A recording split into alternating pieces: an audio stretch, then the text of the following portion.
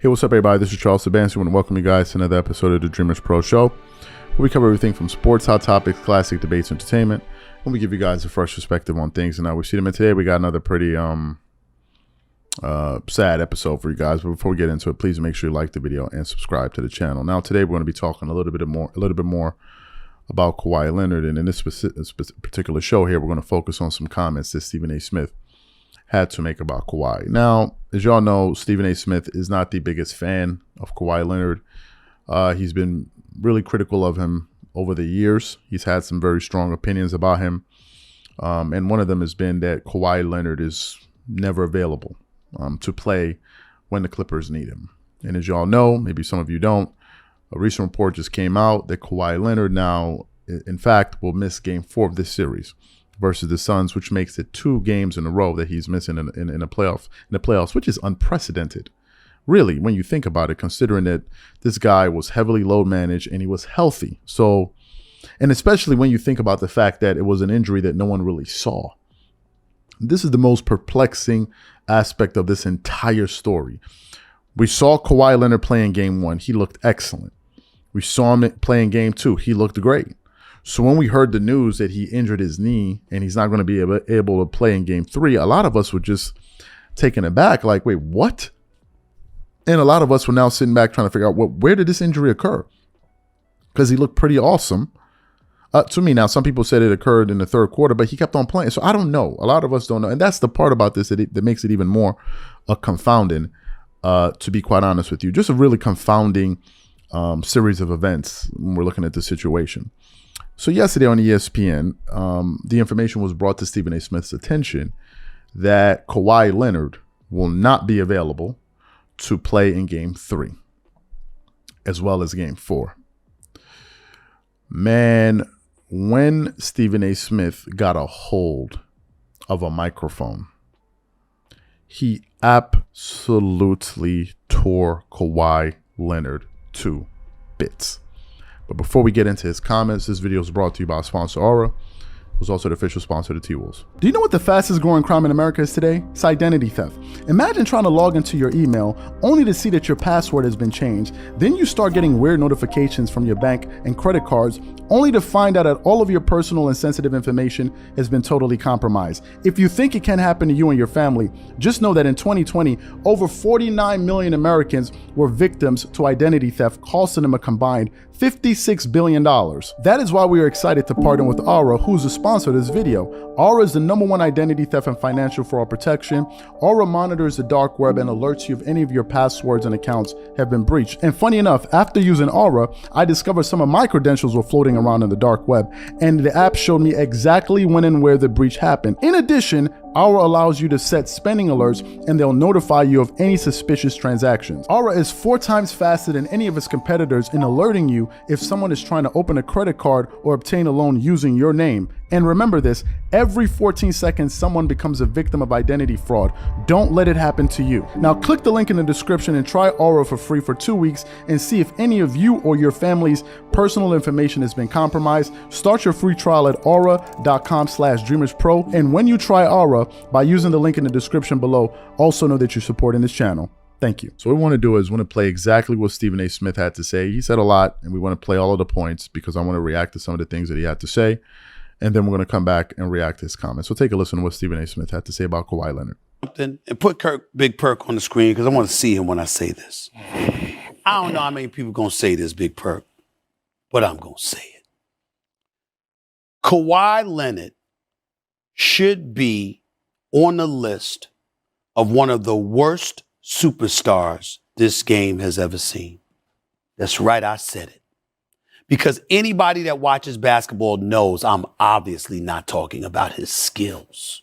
We know the brother is big time. We know that as a talent, he's a superstar. One who shows up when he plays, I'm talking about in terms of his performance, performs in the postseason arguably better than he performs in the regular season. He is that dude. But when you talk about a superstar that is unreliable, I want somebody to point me out somebody more flagrant than him. You know, you're load managing him all through the season. He takes every perk imaginable. Yes, we ain't got to even debate all of this. I'm not getting into all of the stuff that he did to get to Los Angeles and what he forced the Clippers to capitulate to in order to acquire him. I'm talking about unreliability. Now, I know Wilbon, my man Wilbon, and I talked about this. We know that the injuries are legitimate. They're not fake. We got that. I would never do that to him or any other player, but especially him. We understand the hard work that he puts in trying to get himself ready or whatever. But when you think about his personality, selling the game, promoting the game, promoting the Clippers franchise, being available, I distinguish a difference between Paul George and Kawhi Leonard. And I'm going to tell you why. Couple of reasons. One is what Kawhi got the Clippers to sacrifice in order to get Paul George there with him. Right. That's number one. Number two, we saw the injury take place with Paul George. We saw how he came down. We questioned whether or not he was going to be available at all for the rest of the season before he got examined. The difference between Paul George and Kawhi Leonard is that Paul George has had injuries that have been sustained right in front of our face. And either he's ready to come back or he's not. With Kawhi Leonard, you're looking at him and like, he just dropped 38. He's fine. And then after the game, you hear, well, something happened. What do you mean what's happened? We just saw him.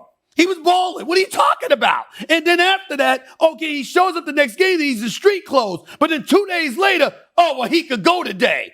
And not to mention the fact that they let him do whatever he wants to do, whenever he wants to do it. And that's been the case since he's arrived.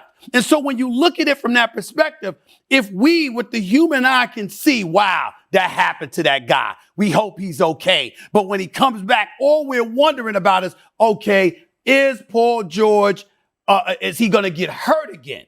But that's it. When we see the injuries take place, we're not questioning it. With Kawhi, you literally walk into every game. Well, is he not going to play tonight?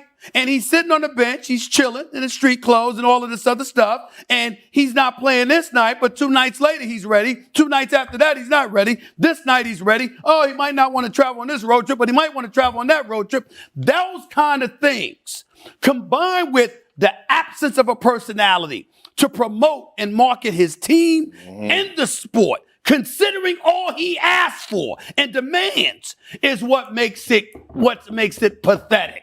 He is the worst superstar that you could possibly have, in my opinion, because he's not available at least half the time, and he does absolutely, positively nothing to help market your brand so you can capitalize off of his presence in some way, shape, form, or fashion. That is where I stand with.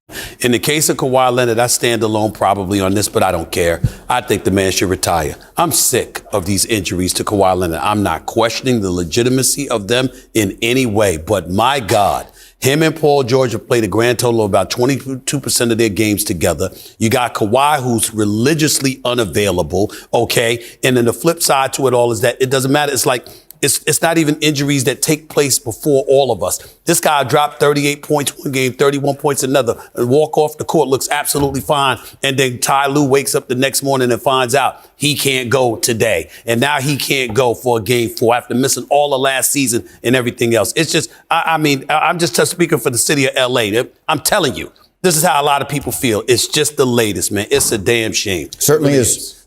So you heard his comments. He had a lot to say. I want to go through it step by step.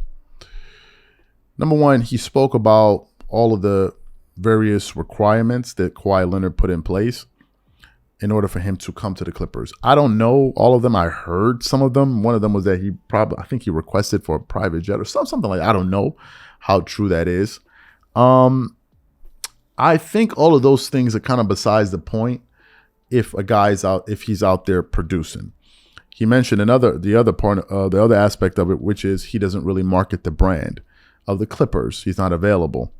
And I'm not so sure about that as well. Why? Because I've seen Kawhi Leonard at many Clipper events. I saw them when they broke ground in the new arena. He was there. I've seen him at so many different Clipper events, right? Their images on the Clippers Instagram page where you can just go up there and look at them, right? But I think that what he's talking about is just his overall demeanor in public. Where he's not very talkative. He's very reserved. He doesn't really say much. Maybe he wished he would be a little bit more demonstrative and talk more. But then again, I also have to think, okay, well, what other stars are out there really promoting the brand of their team to the extent that Stephen A. Smith wants? I can't really think of anyone, really. The only ambassador I can think of a particular team is maybe Magic Johnson, who's retired, right? But I can't really point to any instances of guys out there like, hey, man, you see him promoting this team. I don't really see it beyond the normal things that every single star does for their team. So I don't know about that. So when he says that he's one of the worst superstars in sports history, I think that's a bit excessive. Because a lot of it seems to be based on the fact that he doesn't talk a lot. And I don't think that's fair, to be quite honest with you, because Tim Duncan didn't talk a lot. There are a lot of stars that don't talk a lot.